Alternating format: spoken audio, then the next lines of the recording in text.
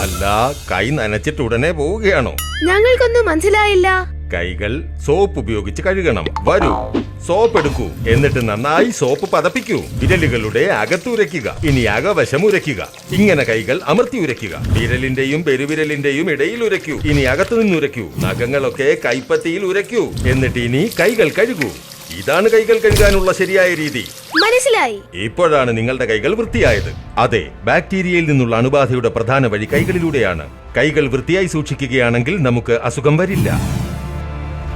പിന്നെ ആന്റിബയോട്ടിക്കുകൾ കഴിക്കേണ്ടി വരില്ല. എന്തെന്നാൽ നമ്മൾ ആന്റിബയോട്ടിക്സ് ഇങ്ങനെ കഴിച്ചുകൊണ്ടിരുന്നാൽ ആന്റിബയോട്ടിക്സിന്റെ പ്രഭാവം ബാക്ടീരിയകളിന്മേൽ ഇല്ലാതാകും. പിന്നെ പല രോഗങ്ങൾക്കും ചികിത്സിക്കാൻ സാധിക്കാതെ വരും. അതിനാൽ വിവേകമുള്ളവരാകുക. അണുബാധയുടെ പ്രധാന കാരണത്തെ, അതായത് കൈകളെ വൃത്തിയായി സൂക്ഷിക്കൂ. ആരോഗ്യത്തോടെ സൂക്ഷിക്കൂ.